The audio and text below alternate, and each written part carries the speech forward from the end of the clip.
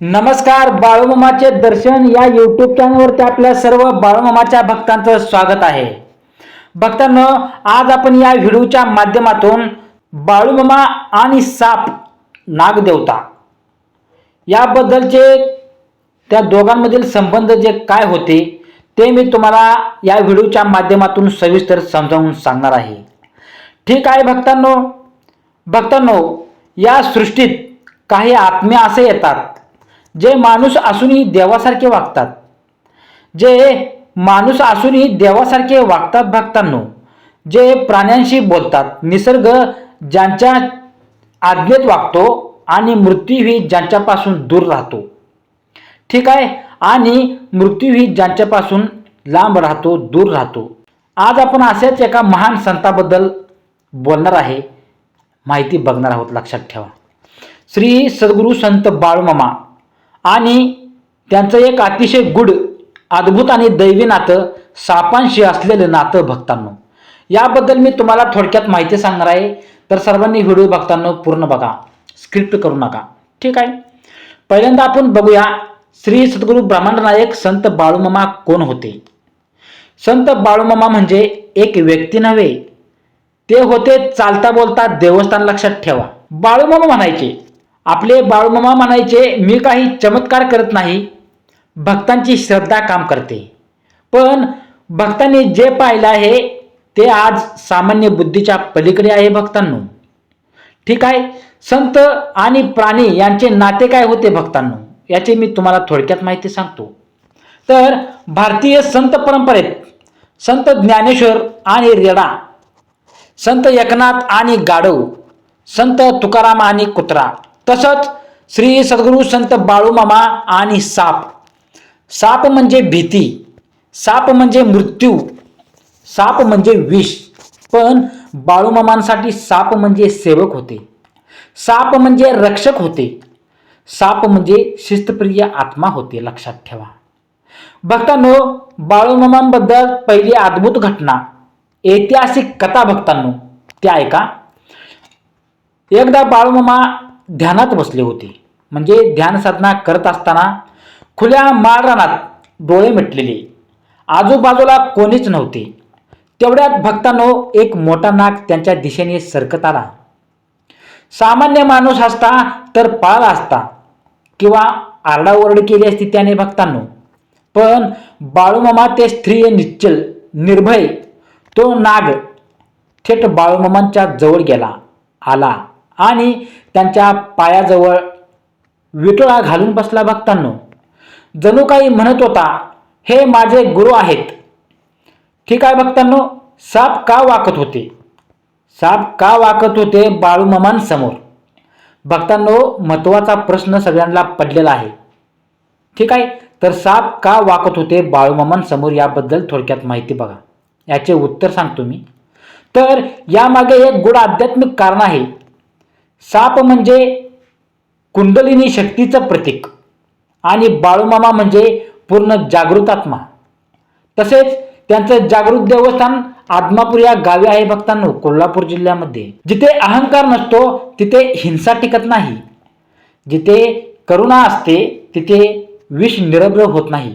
तर भक्तांनी पाहिलेली दृश्ये, भक्तांनो, बाळूमामा आणि साप यांच्यातील संवाद जे भक्तांनी पाहिलेले आहेत ते दृश्य मी सांगतो. अनेक भक्त सांगतात भक्तांनो, मी तर भक्तच आहे त्यामुळे तर मी सांगणारच आहे. आणि भक्त अनेक सांगतात, बाळूमामांच्या आजूबाजूला साप असायचे, पण कधीही कुणाला चावा नाही घेतला त्यांनी. साप जणू पहारा देत असायचे. भक्तांनो, साप जणू पहारा देत असायचे. कुणी वाईट भावनेने आलं तर साप दिसायचा, भक्त श्रद्धेने आला तर साप अदृश्य व्हायचा. हे चमत्कार नव्हते भक्तांनो, हे होते नैसर्गिक नियमाचे पालन. ठीक आहे, एकदा भक्ताने विचारलं, मामा, तुम्हाला साप घाबरत नाहीत का? बाळूमामा गालातल्या गालात हसले आणि भक्तांना बोलले, जो स्वतःला ओळखतो त्याला कुणी चावू शकत नाही. आज आपण भक्तांनो ही बाळूमामांची सापाबद्दलचे दृष्टिकोन होते. ठीक आहे, अशा पद्धतीचा. तसेच भक्तांनो, संत जिथे असतो तिथे मृत्यू थांबतो, भीती नाहीशी होते आणि विषसुद्धा अमृत बनतं, लक्षात ठेवा. ठीक आहे. तर भक्तांनो, साप चावलेला भक्त आणि बाळूमामांचा शब्द काय होता? तर भक्तांनो, एक भक्त होता, नाव घेणं टाळूया, श्रद्धाळू पण थोडा घाबरट होता. श्रद्धा खूप होती पण तो जास्त प्रमाणात भीत होता, लक्षात ठेवा. एकदा शेतात काम करताना त्याला विषारी नागाने चावा घेतला. सगळीकडे गोंधळ उडाला. लोक म्हणाले आता काही खरं नाही. तो भक्त शेवटच्या श्वासात म्हणाला, तो भक्त भक्तांनो नीट ऐका, लक्ष देऊन ऐका, शेवटच्या श्वासात म्हणाला, मामा, बाळूमामा, मला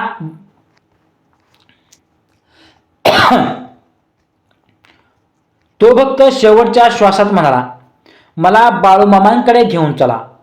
लोक हसले पण त्याला उचलून नेले भक्तांनो. तर तो भक्त बाळूमामांच्या चरणाशी पडला.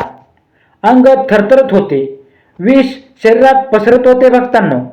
बाळूमामा शांतपणे उठले, त्या भक्ताच्या डोक्यावर हात ठेवला आणि फक्त एवढंच म्हणाले, भिवू नकोस, ज्याने चावला आहे तो माझाच आहे. ज्याने चावला आहे तो माझाच आहे. आणि भक्तांनो, आश्चर्य म्हणजे थोड्याच वेळात विष वितरू लागले. थोड्याच वेळात विष उतरू लागलं. डोळं उघडलं, श्वास सुरळीत झाला. बोला बाळूमामाच्या नावानं चांग भलं. डॉक्टर औषध काहीच नाही भक्तांनो, डॉक्टरांचं औषध काहीच नव्हतं, आयुर्वेदिक औषध सुद्धा काहीच नव्हतं. हा फक्त श्री सद्गुरू संत ब्रह्मांड नायक बाळूमामांचा चमत्कार होता.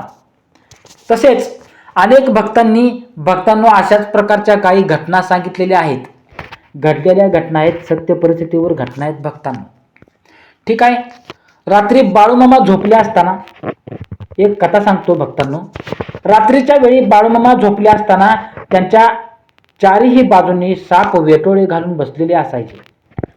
कोणी जवळ जायचा प्रयत्न सुद्धा करायचा नाही. जर मनात वाईट विचार असतील तर भक्तांनो साप फुसकरायचा. तो माणूस घाबरून मागे हटायचा. पण श्रद्धेने आलेल्या भक्ताला साप वाट द्यायचे, लक्षात ठेवा. जणू पहारेकरीच भक्तांनो. ठीक आहे. तर बाळूमामा सापांना काय बोलायचे, कशा पद्धतीने संवाद साधायचे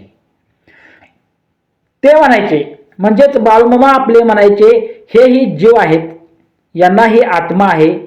फरक इतकाच की माणूस विसरतो आणि हे विसरत नाहीत.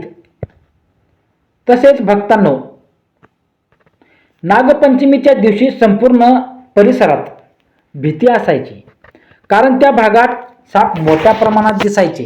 पण बाळूमामा त्या दिवशी सर्व भक्तांना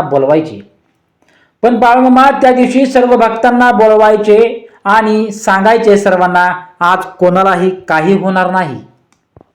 आणि खरंच भक्तांनो, साप दिसायचे पण कुणालाही चावा नाही. मुलं खेळायची, बाळूमामा हसत बसायचे. हा योगायोग नव्हता, हा होती संत सत्ता, लक्षात ठेवा. बाळूमामा म्हणायचे, साप चावत नाही, कर्म चावत असतं, लक्षात ठेवा. साप चावत नाही, त्याचं कर्म चावतं. जर कर्म शुद्ध असेल तर साप सुद्धा फुलासारखा असतो आणि कर्म वाईट असेल तर फुलातही काटा टोचतो, लक्षात ठेवा. एकदा एक माणूस भक्तांनो, लक्ष देऊन ऐका. एकदा एक माणूस बाळूमामांची परीक्षा घ्यायला आला. मनात अहंकार, संशय आणि उपहास. तो जसा जवळ आला भक्तांनो, तसा अचानक एक साप त्याच्या पायाजवळ आला. तो घाबरून मागे पळाला. बाळूमामा म्हणाले, मी कुणाला बोलवलं नव्हतं, पण तुझ्या मनाने त्याला बोलावलं आहे. ठीक आहे. साप म्हणजे एक इशारा आहे, लक्षात ठेवा. अनेक भक्त सांगतात भक्तांनो, काही वेळा स्वप्नात साप दिसायचा, दुसऱ्या दिवशी संकट टळायचं. काहींना साप दिसल्यानंतर आयुष्य बदलायचं. बाळूमामा सांगतात भक्तांनो, बाळूमामा आपल्या भक्तांना सांगतात, साप दिसणं वाईट नाही, पण त्याचा अर्थ न कळणं वाईट आहे, लक्षात ठेवा. एकदा कोणी विचारलं भक्तांनो, मामा मृत्यूची भीती वाटत नाही का तुम्हाला? बाळूमामा म्हणाले, जो सापाला घाबरत नाही तो मृत्यूला कसा घाबरेल? भक्तांनो, साप हा केवळ रेंगाळणारा प्राणी नाही, तो आहे ऊर्जेचं प्रतीक, तो आहे जागरूकतेचा संदेश.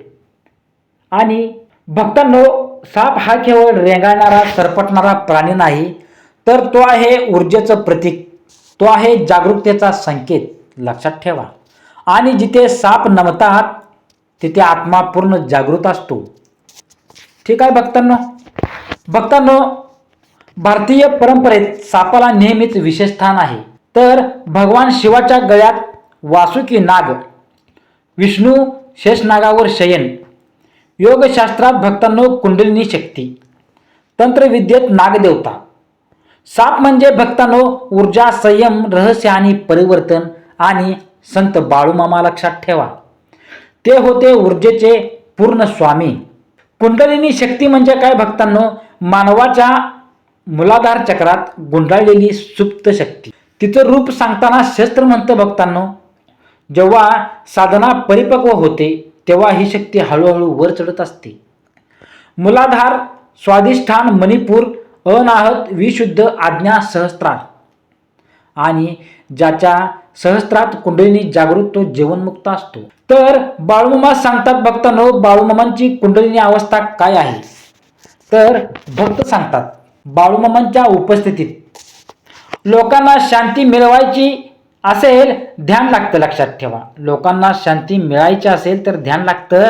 अश्रू वाहायचे असतील अंगावर रोमांच उठावं लागतं. ही लक्षणं कशाची आहेत? जागृत कुंडलिनीची आहेत, लक्षात ठेवा.